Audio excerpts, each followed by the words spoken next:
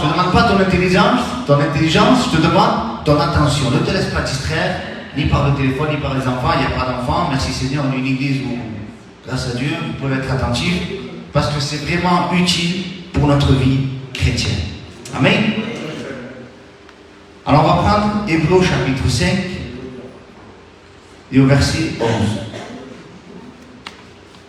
Il dit ça, c'est nous avons beaucoup à dire là-dessus et des choses difficiles à expliquer parce que vous êtes devenus lents à comprendre. Vous, en effet, qui depuis longtemps devriez être des maîtres, vous avez encore besoin qu'on vous enseigne les premiers rudiments des oracles de Dieu. Vous en êtes venus à avoir besoin de lait et non d'une nourriture solide. Alors maintenant, j'essaie de faire comprendre ce texte de la manière que Dieu me l'a expliqué, de la manière que Dieu me l'a fait comprendre à travers sa parole. Amen. Disait, nous avons beaucoup à dire là-dessus et des choses difficiles à expliquer. Vous savez, les thèmes dans la Bible, il y a des thèmes dans la parole de Dieu que c'est pas évident, c'est pas donné à tout le monde de les comprendre. Mais grâce à Dieu, comme je vous ai dit, Dieu ne demande pas des gens intelligents. Puisque qui c'est qui donne l'intelligence? C'est le Saint-Esprit, c'est Dieu qui donne l'intelligence. Donc on n'a pas la capacité de se prétendre, même si on a des bacs, même si on a des BTS, même si on a des licences professionnelles, même si on a fait l'école de théologie, c'est comprendre la parole de Dieu. Or, c'est faux. Nous, qu'on n'a pas tous les diplômes, et on est capable de comprendre ce que la Bible est capable de nous expliquer. Amen. Mais le qui passe à lycée, ce sont des choses. On a beaucoup, donc il y a beaucoup de choses et des choses difficiles à expliquer. Et le mot parce que, c'est la raison. Et c'est le motif. Le pourquoi c'est compliqué, c'est difficile, c'est la raison et c'est le motif. C'est quoi la raison? C'est parce que, qu'est-ce qu'il y a eu? Parce qu'on est devenu lent à comprendre. Donc la faute, ce n'est pas à Dieu, la faute, ce n'est pas à celui qui l'explique, la faute, elle est à celui qui l'écoute. Donc, en l'occurrence, c'est toi et moi ce matin. Ce matin, on est devenu lent à comprendre et c'est compliqué à expliquer la Bible. Avec que nous comprennent la Bible, il y en a qui ne comprennent pas la Bible parce qu'ils sont devenus lents à comprendre. Dites-vous en effet, qui depuis longtemps devraient être des maîtres. Il s'adresse aux Hébreux, puisque c'est l'épître aux Hébreux. Donc ça veut dire que ce sont des Juifs qui connaissent la parole de Dieu, disent c'est normalement, et pas que ça devait exploser de connaissances et de marche chrétienne. Vous devriez être des super-hommes dans le Seigneur. Disent en réalité, vous devriez être des maîtres, mais vous avez encore besoin qu'on vous enseigne les premiers rudiments. Et sa parole, le premier rudiment est un peu compliqué, donc on va essayer de simplifier sa parole. Ce sont les bases, les notions, les premiers éléments. Vous allez comprendre, quand on a mathématiques, la base des mathématiques est que la base. Les additions, soustraction, multiplication et division. La base, si tu ne sais pas combien ça fait 1 plus 1, ne t'aventure pas à savoir combien ça fait 4 plus 8, plus 9, plus 2, plus 6. Si tu ne sais pas combien ça fait 1 plus 1.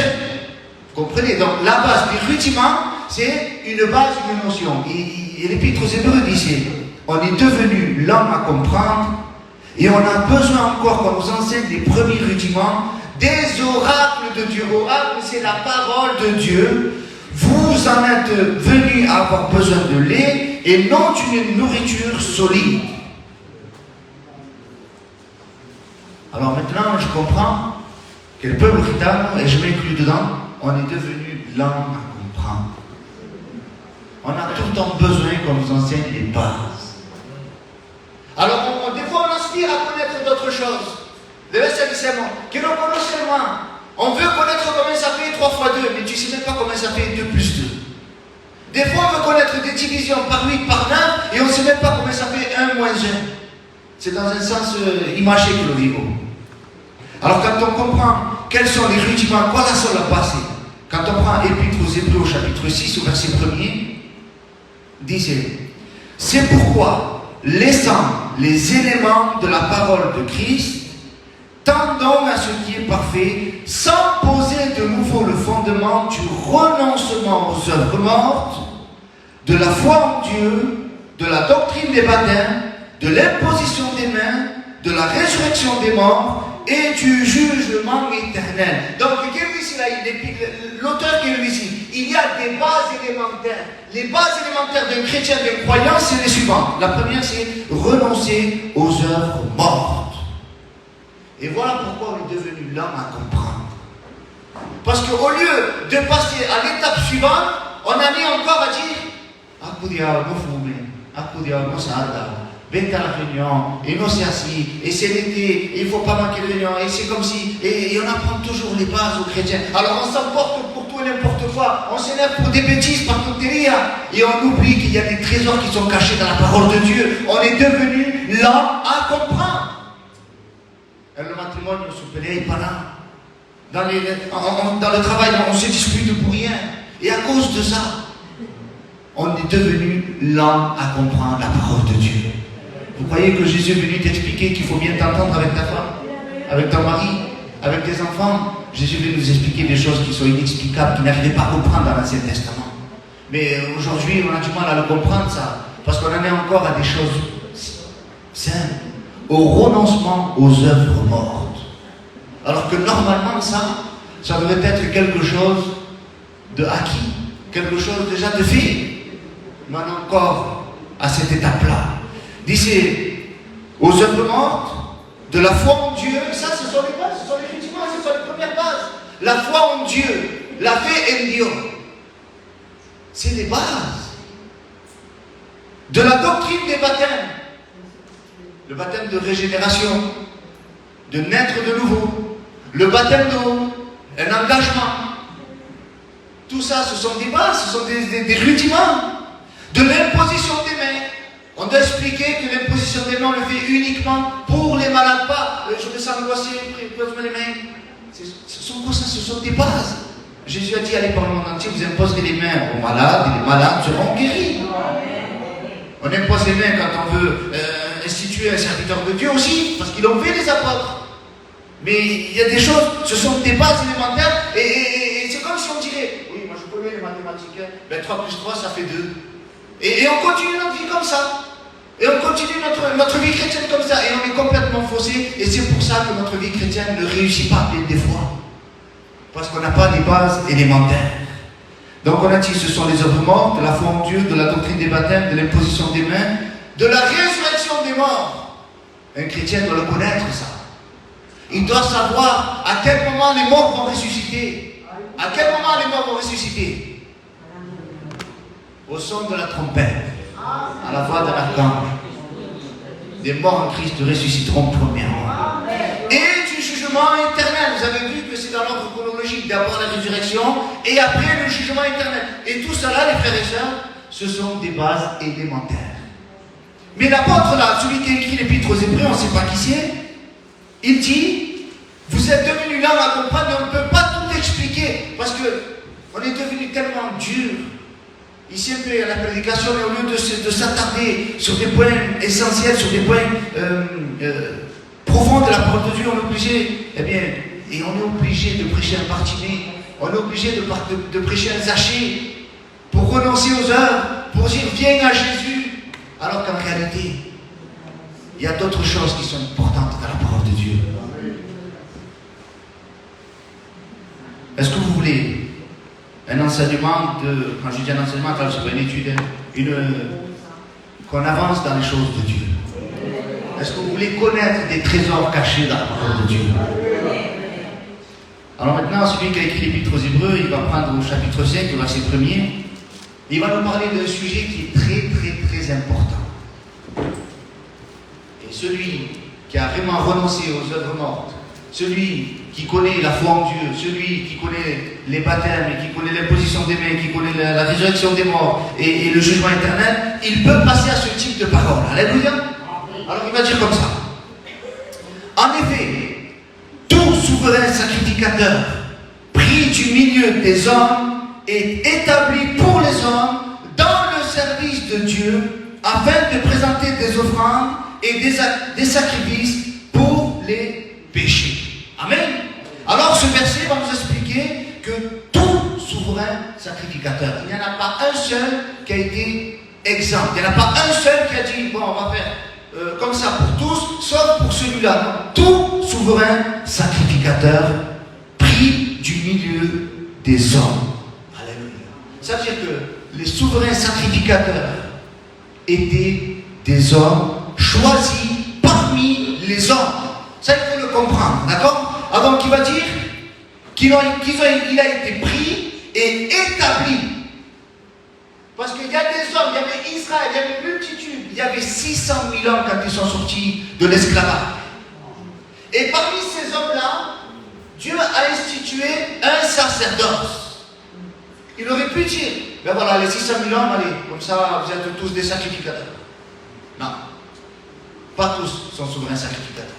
Pas tous sont sacrificateurs. Sur les 600 000, il y a une partie seulement qui était souverain sacrificateur et sacrificateur. Alors quand on change le mot tout souverain sacrificateur pris du milieu des hommes, le mot pris tu le changes et tu mets choisi. Et c'est le même mot. Et là tu comprends mieux que Dieu fait un choix. Alléluia. En effet, tout souverain sacrificateur choisi du milieu des hommes et établi, ça veut dire qu'on lui donne la fonction de souverain sacrificateur. Parce que c'est pas tout d'être choisi, mais il faut l'instituer aussi. Alléluia. Et là maintenant on va entrer progressivement, on va comprendre. Vous savez que Aaron était plus vieux que Moïse. Quand on prend Exode au chapitre 7, au verset 7, il va dire comme ça. Moïse était âgé de 80 ans et Aaron, comme il avait 83 ans. Donc on a dit les bases élémentaires des mathématiques, ils avaient combien d'écart? Ils avaient 3 ans. Aaron était le plus vieux. Et quand Dieu a voulu choisir un homme, il aurait pu dire, bon ben je vais prendre Aaron, ma vieille. Normalement c'est comme ça. Dieu choisit qui il veut. Et Aaron, il ne doit pas la ramener. Pourquoi pas moi? Pourquoi non? Non, Dieu ne t'a pas choisi à toi. Dieu t'a choisi pour autre chose. Dieu a choisi Moïse. Alléluia. Alors, quand on comprend que Dieu choisit qui il veut, pour le travail qu'il veut, quand il veut et où il veut, chacun a sa part dans l'œuvre de Dieu. Et toi aussi ce matin, Dieu t'a choisi. Peut-être pas pour la même fonction que le frère, peut-être pas pour la même fonction que la sœur qui est là ou que le frère qui est là, mais tu as ta part dans l'œuvre de Dieu. Parce que nous avons été choisis par Dieu. Alléluia. Alors maintenant, on va parler du souverain sacrificateur. Lorsque Dieu choisissait un homme pour être souverain sacrificateur, il faisait quelque chose de spécial. Il le choisissait, et après, qu'est-ce qu'il faisait avec cet homme?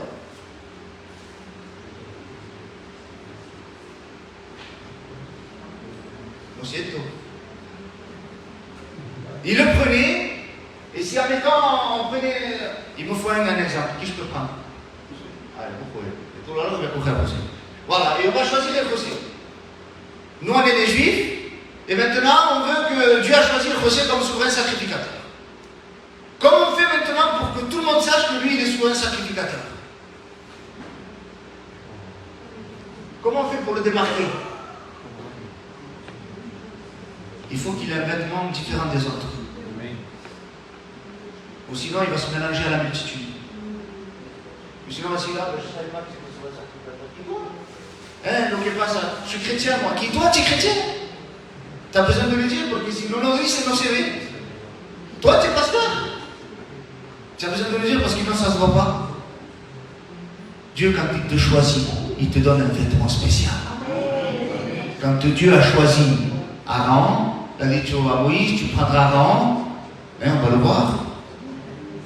Dit c'est Exode au chapitre 28 au verset 1er. Fais approcher de toi Aaron, ton frère, et ses fils, et prends-les parmi les enfants d'Israël pour les consacrer à mon service dans le sacerdoce, Aaron et les fils d'Aaron. Il dit, tu feras à Aaron, ton frère, des vêtements sacrés pour marquer sa dignité et pour lui servir de parure. Pour marquer sa dignité, pour marquer son rang. C'est ça que veut dire quand il dit, il a été élevé parmi toutes les dignités, Jésus, ça veut dire qu'il a été élevé au plus haut rang. Et avant, on avait un certain rang. Et il fallait que tout le monde, à la vue, voie qu'avant était souverain sacrificateur. Et aujourd'hui, les frères, mon pauvre obéi que c'est mon chrétien. Sui cristiano che mi si va a segarare a Cafulano Mengano che viene un jaleo e c'est un cristiano. Et c'est la cristiana.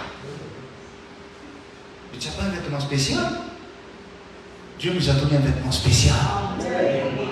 Dieu nous a choisis parmi les nations, parmi le monde. Et il nous a donné une fonction et des vêtements spéciaux. Tu sais quel est le vêtement que Dieu t'a donné à toi? À ton avis, il est comment ton vêtement? Bleu, rouge, noir et il est blanc. Tu sais pourquoi Dieu te l'a donné blanc? Oui, c'est le symbole de la pureté, de la sainteté, mais pour que tu fasses attention. Quand tu es habillé en couleur, quand tu manges pas dans sauce, puis moi si tu es sauce, vous savez. Si tu es habillé en noir, ça ne se voit pas trop. Parce qu'on drape, mais le blanc, amigo, c'est pas pareil. Si tu ne dois pas manger des pâtes en sauce, tu te le gommes, hein, tu vas te salir. Si tu ne dois pas aller à certains endroits, ne te le mets pas, n'y va pas, parce que c'est vite fait de salir du blanc. Faisons attention les frères, on a été appelés. Si, perché non credo c'est plus fort que moi, ben débrouille-toi, Dieu t'a donné le salut. Ça doit te débrouiller de marcher dans la sanctification, les frères. Et le question dit, c'est valable pour moi. Hein. Donc on porte le vêtement blanc. Et en plus de ça, Jésus nous a donné l'armure pour être chrétien. Alléluia. Parce que s'il nous donne qu'un vêtement blanc, bah, je ne sais pas ce que moi je vais faire pour me défendre. Hein. Avec le pan de mon vêtement. Non, avec l'épée de l'esprit, avec le bouclier de la foi, le casque du salut. Alléluia. Et ça c'est important, les frères. Que nous n'ayons pas à rougir lorsque Jésus revient. Je ne sais pas si vous avez déjà connu cette sensation de ténèbres et d'égoïsme. Vous avez fait quelque chose de mal. Pas envers tu es, dans la vie de tous les jours, envers quelqu'un. Tu te sens mal, tu n'oses même pas le croiser.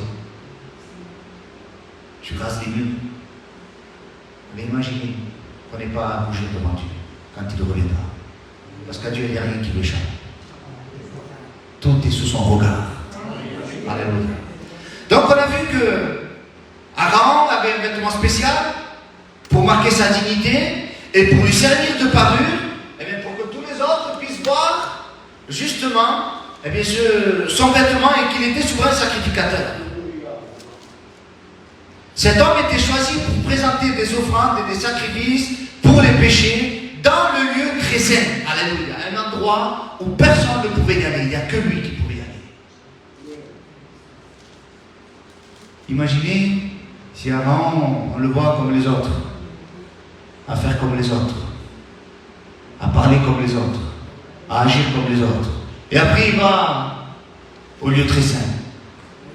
On n'a pas le droit, les frères et sœurs. Nous sommes des chrétiens, des nouveaux. Gardons notre témoignage. Notre fonction à nous, les frères, ce n'est pas de présenter des offrandes et des sacrifices pour les péchés.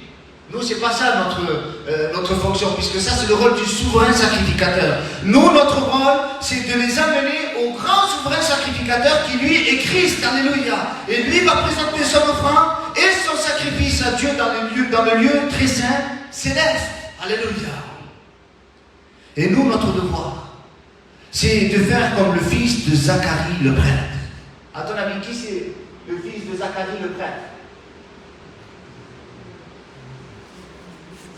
Dans Luc au chapitre 1er, verset 5.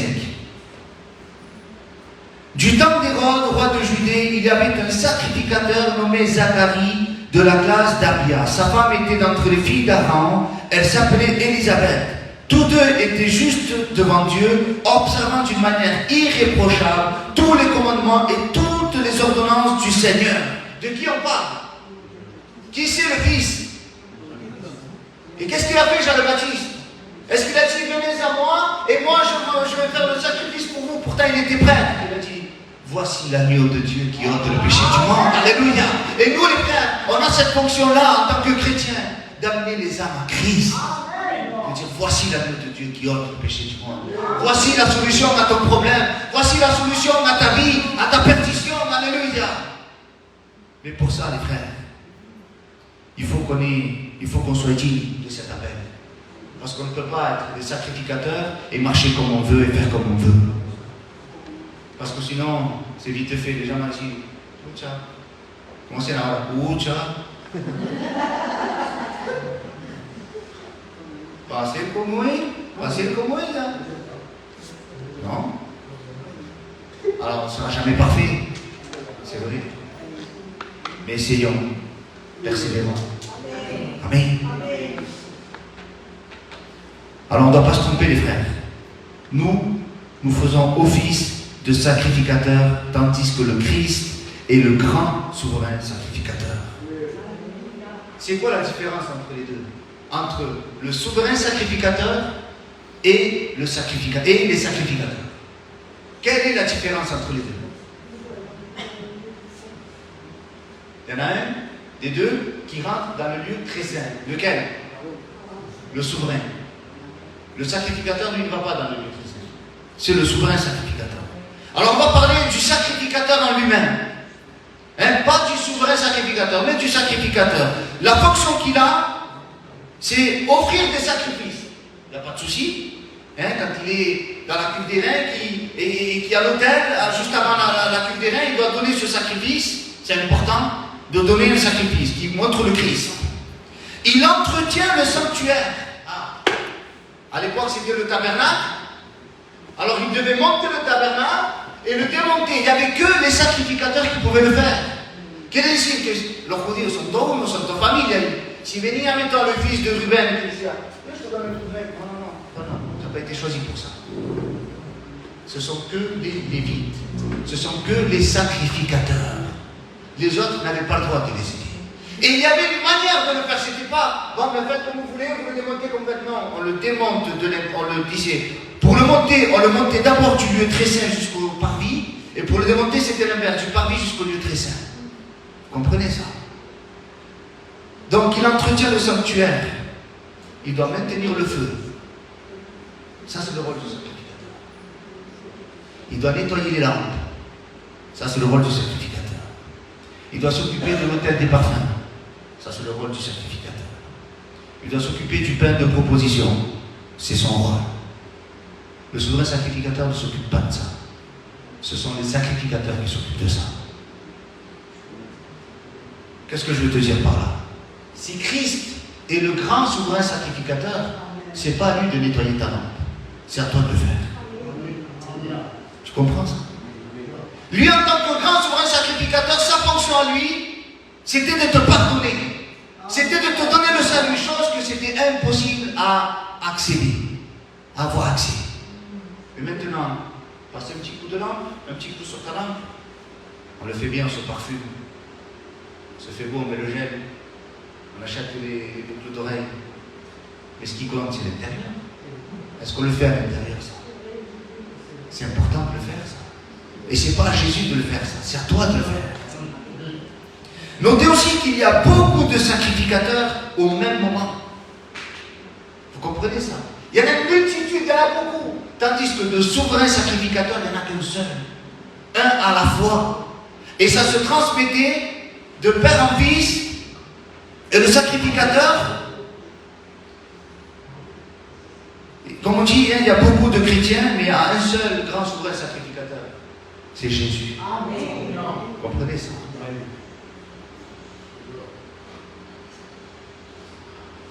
Tous les Lévites étaient au service de Dieu. Mais seulement les descendants d'Aaron étaient souverains sacrificateurs. Je ne sais pas si vous comprenez ça. Tous les Lévites étaient sacrificateurs, mais pas tous les sacrificateurs étaient souverains sacrificateurs.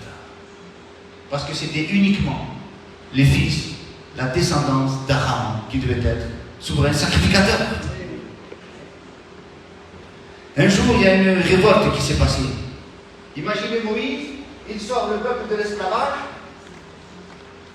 il les amène dans le désert, et là, imaginez, je vous ai passé les détails des typés, et comment l'autorité de Dieu était sur Moïse. C'était incroyable, l'autorité de Dieu qu'il avait sur lui, c'était incroyable. Et ça, tout le monde le voyait. Et à un moment donné, il se retrouve dans le désert. Il murmure en interne. Il murmure entre eux. Il y a des petits bruits de couloir. Pesant, Moïse. Il y a Aaron. C'est un apoderado del pueblo. Les deux frères, là, ils veulent être les capitaines. C'était ça la murmure qu'il y avait. Ça s'appelle la révolte de Corée. Un sacrificateur lui-même qui s'appelait Corée s'était rebellé contre Moïse et contre Aaron. Ça se trouve dans Nombre au chapitre 16 au verset 1er. Regardez comme il dit. Corée, fils de Lévi, donc un sacrificateur, se révolta avec Dathan, Abiram, fils d'Eliab, et On, fils de Péled, tous trois fils de Ruben. Ça veut dire que lui, en tant que sacrificateur, il était allé voir des fils de Ruben et commence une révolte. Parce que tout seul, j'aime pas dire ce mot-là, mais je ne sais pas d'autre mot à dire. Tout seul, c'était un lâche, il n'était pas capable d'aller voir Moïse et de discuter entre hommes, de dire Moïse, je ne comprends pas pourquoi. Pourquoi c'est toi qui es choisi? Pourquoi il n'y a pas d'autre moyen? Explique-moi pour quel est tout. C'est vrai, il y a des fois, il y a des incompréhensions, les frères et sœurs. Il vaut mieux en parler plutôt que de faire une révolte. Parce que là, c'est ce qui s'est passé là. Au lieu d'aller voir Moïse et dire Moïse, quand tu auras 2 minutes ou quand tu auras un jour à me consacrer, j'aimerais te parler. Moïse, j'en suis sûr qu'il a dit, quand tu veux, mon frère, il n'y a pas de problème. Ils auraient parlé. Voilà, je ne comprends pas pourquoi c'est tout Moïse, il y a Aaron qui est sur. Vous êtes tous des prisonniers, c'est de faire un fils, qu'est-ce qui se passe là? Et Moïse, il a eu la patience de l'expliquer. Non, mon frère, c'est parce que c'est comme si, c'est comme ça, mais comme dans son cœur, il n'était pas bon. Et ça, malheureusement, il y en a dans le peuple de Dieu. Ils s'en vont des églises, ils critiquent à nous, l'autre, et ils se révoltent entre eux. Ah, tout à fait, non, toi aussi. Non, allez là, c'est partout. Non, allez là, c'est l'église. Non, allez là, ça veut de Dieu, ça vaut rien, ça là-bas, ça là-bas. Et ça fait des révoltes, et des révoltes, et des révoltes. Mais Dieu ne veut pas ces choses-là. Et regardez ce qui s'est passé. Il n'a pas été tout seul, hein. Vous savez combien ils étaient? Ils se soulevèrent contre Moïse avec 250 hommes, des enfants d'Israël, des principaux de l'assemblée, de ceux que l'on convoquait à l'assemblée et qui étaient des gens de renom. C'était pas n'importe qui, hein. C'était des gens qui étaient connus. Et les 250 vont se présenter devant Moïse, et haciendo le cara. Imaginez maintenant, mettez-vous à la place de Moïse. Et sufrió bastante. J'ai sorti le peuple de l'esclavage. Pharaon m'a donné rien, mais il peut lutter contre ça, parce qu'on peut lutter contre le diable. Parce que Jésus est avec nous. Il a fallu ouvrir la mer en deux, puedo luchar, parce que j'ai Dieu avec moi. Il a ouvert la mer en deux. Il a fallu la colonne de feu, je peux le faire parce que Dieu est avec moi. Il a fallu la nuit, Dieu est avec moi. Mais là, quand il y a des frères qui se soulèvent contre d'autres frères, c'est compliqué. Qu'est-ce qu'on fait là maintenant? D'ici de renom, ils s'assemblèrent contre Moïse et Aaron, et ils leur dirent ça n'est assez, yata, batalla. Toute l'assemblée et pas vosotros. Tous sont saints. Claro, no nada más que vosotros, Moïse, il n'y a pas que vous qui êtes saints. Nous aussi on est saints. Et l'Éternel est au milieu d'eux. Pourquoi vous élevez-vous au-dessus de l'assemblée de l'Éternel? Pourquoi c'est la situation que vosotros, toujours vous, toujours vous? Vous savez ce qu'il a fait Moïse? Je ne sais pas si tu reprends le verset d'après, moi. Non sais si le verset 4. Il y a un détail. Je me suis mis à sa place. Parce qu'on peut se mettre à la place de Moïse à ce moment-là. Non. Alors, quand Moïse lui a entendu cela, il tomba sur son. Ça n'était trop. Il y en a pas dit à moi. Là, ça attend. Ça dit, c'est plus possible. J'arrive plus là. Tant que c'était contre le pharaon, une plaie, il lâche pas le peuple. J'irai. Mais péléo, pas mi pueblo, mais péléo. La deuxième plaie, ça ne marche pas, j'irai. La troisième, ça ne marche pas, j'y vais encore. Jusqu'à 10. La mer en deux, je l'ouvre. Et tout ce qu'il faut, je le fais. Mais là, j'en peux plus, Seigneur. Une révolte comme ça, là, je ne peux pas. Je ne la supporterai pas, Seigneur. Mais regardez ce qui s'est passé. La patience de Moïse. Moïse, avec l'autorité qu'il avait, il aurait pu dire allez, Batalia, c'est bon. Pour qui vous êtes pris, vous? C'est pas vous qui avez envoyé les 10 plaies. C'est pas vous qui avez fait ci, qui avez fait ça. Non, non, Moïse, il a la patience. Tenez paciencia. Et c'est comme ça qu'on doit être les frères. Tenez paciencia con cada uno. Et vous savez ce qu'il va faire Moïse? Ouais, non? Je vous la fais un peu plus courte. Bon, on va faire quelque chose, les frères. On va présenter à Dieu un sacrifice, là. Vous allez mettre, non me acuerdo comment on dit, c'est un brasier, ahí delante. Et demain, quand on reviendra, Dieu dira qui il a réellement choisi. Vous imaginez un peu l'humilité de Moïse? De dire, bon, ben, les frères, si c'est ça que vous voulez, on va ramasser là-ci, on va faire comme ça. Et on va demander à Dieu. Alors que lui, il le savait que Dieu l'avait choisi. Mais pour tranquilliser leur cœur, Dieu va le faire. Et regardez ce qui va se passer à un moment donné. Quand Dieu a justifié Moïse, parce qu'obligé, Dieu va le justifier puisque c'est son serviteur. Vous voyez que Corée est resté comme ça? Vous voyez que Corée est rentré chez lui, sous sa tente, assis dans la tente, il a dit, je pensava que je terminais la tente, tu savais autant? Ben non. Parce que l'injustice, tu n'en veux pas. Regardez ce qui s'est passé. Au Nombre, chapitre 16, verset 32. La terre ouvrit sa bouche et les engloutit, eux et leur maison, avec tous les gens de Corée et tous leurs biens. Ils descendirent vivants dans le séjour des morts, eux et tous ceux qui leur appartenaient. La terre les recouvrit et ils disparurent au milieu de l'assemblée. Tout Israël qui était autour d'eux s'enfuirent à leurs cris, car ils disaient, fuyons de peur que la terre ne nous engloutisse. Un feu sortit d'auprès de l'Éternel, les consumant les 250 hommes qui offraient le parfum. Dieu n'aime pas l'injustice. Laisse que Dieu te justifie. Ne cherche pas la révolution. Faire comme ci, faire comme ça, faire comme ci, ça. Laisse Dieu faire. Parce que le cœur de Corée n'était pas bon. Pourtant, il était sacrificateur. Il participait à toutes les activités. Mais ce n'était pas bon son cœur. Et Dieu l'a manifesté, l'a mis en lumière dans sa mort. Et tout le peuple, maintenant, il n'y a plus personne qui a dit Moïse, est-ce qu'il n'y a que toi qui sais? Il n'y a plus personne qui l'a dit ça. Parce que ça a servi de leçon. Vous comprenez ça, les frères? Donc on a vu que Christ est le grand souverain sacrificateur. Nous sommes les sacrificateurs. Parce que la Bible dit dans Apocalypse, au chapitre 1er, au verset 6. Et qui a fait de nous un royaume, des sacrificateurs pour Dieu son Père, à lui soit la gloire, la puissance au siècle des siècles. Amen. Ça c'est nous les croyants. Mais maintenant Christ lui est le grand souverain sacrificateur. Dans Hébreux chapitre 4 verset 14, il va dire, ainsi puisque nous avons un grand souverain sacrificateur qui a traversé les cieux, Jésus, Fils de Dieu, demeurons fermes dans la foi que nous professons. Alléluia. Maintenant on comprend mieux que tous ceux que nous sommes là, nous sommes des sacrificateurs. Tu n'es pas n'importe qui. Ne cherche pas à être plus que ce que Dieu t'a donné à être. Dieu t'a donné à être ce sacrificateur. Amène les âmes à Christ. Offre des louanges, des adorations. Occupe-toi du travail que Dieu t'a donné à faire. On prend encore 5 minutes? Amen. Vous avez compris pourquoi il y a des richesses dans la parole de Dieu qu'on peut comprendre et qu'il ne faut pas s'attarder à comment est-ce que tu es là? Tu t'es fâché parce que je ne t'ai pas dit bonjour. Tu t'es fâché parce que je ne t'ai pas dit au revoir. Et tu viens plus à l'église parce que tu t'es fâché. Et ça, c'est des enfantillages, ça. Ce sont des enfants. Il y a tellement de belles choses dans la parole de Dieu. Mais on est devenu lent à comprendre. Tout ça parce qu'on s'arrête à des petits. Non pas parce qu'on n'a pas la capacité, non pas parce qu'on n'est pas intelligent, c'est parce que notre état nous empêche de comprendre la parole de Dieu. Alors on continue. Dans Hébreux chapitre 5, au verset 1er à 5, quand on dit, en effet, tout souverain sacrificateur pris du milieu des hommes et établi pour les hommes dans le service de Dieu afin de présenter des offrandes et des sacrifices pour les péchés. Verset 2.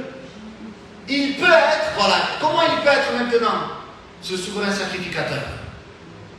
Il peut être indulgent pour les ignorants et les égarés. Qu'est-ce qu'il signifie? Il peut être indulgent, une autre parole dit c'est il est compréhensible. Là on parle du grand souverain sacrificateur, on parle plus du sacrificateur, là, on parle de Jésus. Il peut être compréhensible, Jésus. Pourquoi disait ça? Il peut être compréhensible pour les ignorants et les égarés.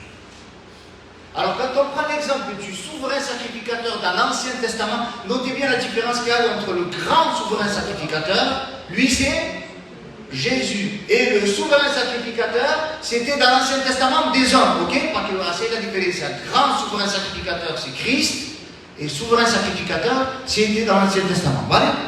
On va parler du souverain sacrificateur. Il pouvait être indulgent, compréhensible en vis-à-vis de ses frères israélites, et il pouvait être compréhensible envers les ignorants et envers les égarés. Vous savez pourquoi? Parce que lui-même était un homme. Lui-même, il pouvait les comprendre. Quand il voyait un Israélite venir, il disait, voilà, j'ai besoin d'offrir un sacrifice. Pour me payer comme une mourir. Un exemple, c'est bête le Kédigo. Et voilà, me payer, et du coup, j'ai gardé la pendule envers elle, ou envers lui, ou envers un tel. Et du coup, je dois offrir un sacrifice à Dieu. Il ne jugeait pas le souverain sacrificateur. Il n'était pas là, il le comprenait ça. Parce que lui, il était homme. Et quand il se mariait, il devait se marier uniquement avec une fille de sacrificateur. Et si vous l'avez fait quelqu'un de bien certainement qu'il devait comprendre aussi de ce gens-là qui sont ça. Donc je le comprends. Et donc il comprend, parce que lui-même il est homme. Et il comprend les égarés qu'il y a ici. Il comprend que des fois il y en a certains qui peuvent se dévier pour une cause à une autre, parce que lui-même est homme. Il ne peut pas juger les autres. Et pas si hoy en día de jugar a tout le monde. T'as perdu, il est perdu, il va en enfer, c'est que Et j'ai entendu moi, des gens comme ça. Te vas quemar con el fuego del infierno. Il est gustan con el mal de passer tes mains. Mais non, mais on est tous soumis à la même chose. Il ne faut pas juger. Parce qu'aujourd'hui c'est toi, demain ça peut être moi. Donc, le souverain sacrificateur de l'époque, il comprenait, il était compréhensible. Dit au verset suivant, puisque la faiblesse est aussi son partage. Alors, puisque la faiblesse est aussi son... Il a de la faiblesse, le souverain sacrificateur. Ben oui, il a de la faiblesse. C'est pas un surhomme, hein. Oui, il a été choisi parmi les hommes, parce qu'il ne faut pas l'oublier, hein. Mais il a été choisi par grâce. Oui, il a été établi, mais il a été établi par grâce. Amen. Et au verset suivant, il dit, et à cause de cette faiblesse, à cause qu'il est faible lui-même, il dit, c'est quand il rentre dans le lieu très saint, il doit offrir un sacrifice. Quand José me disait, un exemple, voilà, je vais offrir un sacrifice à Dieu parce que j'ai péché. Et moi, je dois le comprendre aussi. Je t'amène des versets là. Alors, moi, en tant que souverain sacrificateur, je vais rentrer dans le lieu très saint ici. Voilà, Seigneur, je te présente cette offrande, pas mis, parce que à travers le frère, j'ai pu voir que moi aussi je suis capable de faire un truc comme ça. Je suis faible. Et je t'offre un sacrifice pour lui. Le souverain sacrificateur de l'époque, il faisait ça. Il disait, et à cause de cette faiblesse, qu'il doit offrir des sacrifices pour ses propres péchés, comme pour ceux du peuple. Vous comprenez ça? Il dit ici au verset suivant, nul ne s'attribue cette dignité s'il n'est appelé de Dieu comme le fut Aaron. C'est pas vrai, j'ai senti que moi, Dieu m'appelait à être souverain sacrificateur. Non, merci, assieds-toi. Non, c'est bon, assieds-toi. Non, mais je l'ai senti au fond de moi. Non, non, non. C'est pas comme ça que ça marche. C'est Dieu qui choisit. Amen. C'est Dieu qui établit. Amen. Et c'est Dieu qui fait. Alléluia. Personne ne peut s'attribuer. Encore 5 minutes, les frères. Parce qu'on ne peut pas terminer comme ça. On doit terminer en positif. Au verset, Hébreux 5, au verset 5 à 10. Et Christ, alléluia, parce que le but de tout ça, c'est d'expliquer le souverain sacrificateur avec le grand souverain sacrificateur. Et Christ ne s'est pas non plus attribué la gloire de devenir souverain sacrificateur. Mais il la tient de celui qui lui a dit, tu es mon fils, je t'ai engendré aujourd'hui. Comme il dit encore ailleurs, tu es sacrificateur pour toujours selon l'ordre de Melchisédek. Et maintenant, si Jésus est le grand souverain sacrificateur, est-ce que lui peut comprendre ta faiblesse? Est-ce qu'il peut te comprendre, lui? Pourquoi il peut te comprendre? Parce que lui-même a été mort. Parce que lui-même est passé par la difficulté. Donc il peut te comprendre quand tu passes par les compréhensions. Il est passé par l'abandon, les disciples ont abandonné. Il est passé par les coups. Il est passé par plein de choses. Il va dire, c'est lui, dans les jours de sa chair, et il insiste sur l'humanité du souverain sacrificateur, ayant présenté avec de grands cris, imaginez dans le jardin de Gethsémani ce qui s'est passé ce jour-là, disait, ayant présenté avec de grands cris et avec larmes des prières et des supplications à celui qui pouvait le sauver de la mort, et ayant été exaucé à cause de sa piété, a appris bien qu'il fut fils, l'obéissance par les choses qu'il a souffert, et qui après avoir été élevé à la perfection, est devenu pour tous ceux qui lui obéissent l'auteur d'un grand salut éternel. Dieu l'ayant déclaré souverain sacrificateur selon l'ordre de Melchisédek. La différence entre le souverain sacrificateur et le grand souverain sacrificateur, c'est que oui, Jésus te comprend. Oui, Jésus, quand tu passes par des difficultés, il te comprend. Mais quand Jésus est rentré dans le tabernacle céleste et qu'il a offert un sacrifice, il ne l'a pas fait pour lui-même, il l'a fait pour toi et pour moi. Parce que lui était sans péché. Alléluia. Et son sacerdoce dure éternellement. Alléluia. Alors ne te sens plus coupable. Ne te sens plus accusé. On a un grand souverain sacrificateur. Alléluia. Prie le Seigneur ensemble, les frères et sœurs. Il y a d'autres choses à dire. Creo que Marcos appeló. Creo que esta mañana, je pense que ce matin, on a touché des points importants. Je crois qu'il est important, les frères, de retenir que nous avons beaucoup de choses à dire et difficiles à expliquer parce que vous êtes devenus là à comprendre. Et j'aimerais vraiment qu'on puisse comprendre les Écritures et qu'on arrête de se distraire pour une chose. On prie le Seigneur ensemble.